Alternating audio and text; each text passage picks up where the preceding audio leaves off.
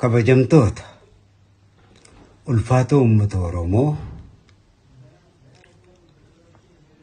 jiraadha kan kiristaana kan musliimaa kan waaqeffataa kan protestaantii hundi kan sabaa sablammii hundi kan Itoophiyaa hundi kan Afrikaa hundi kan Oromiyaa hundi kan addunyaa hundi dhalli namaa haa jiraatu. Ani kabajamoo obbo Yaadataa Junaydii waa hunda kan ka'e naatu siif cufanaan jedhanii jiru. Obbo Yaadataadhaaf Rabbi naa kadhadhaa akka amantii keessanitti naa galatoomfadhaa. Waa hunda naatu siif cufa jedhanii jiran. Waa hunda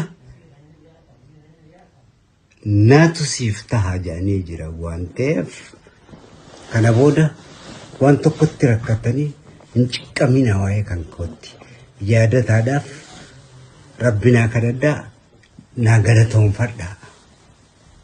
Anilleen maqaa keessaniin maqaa uummata Oromoo kabajaman maqaa mootummaa Itoophiyaatiin maqaa mootummaa Oromiyaatiin maqaa qabsaa'ota uummata Oromoo hundumaan galateeffadheetiin jira.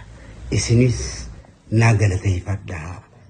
Dhaan isiniin jaa kabajamoo obbo Yaadataa Junaydii akkuma kaleessa ilkaan kan kootolchanitti arraas fayyadama kiyyaaf waa hunda kan keenatu cufa jedhanii beella manaa seenanii jiru.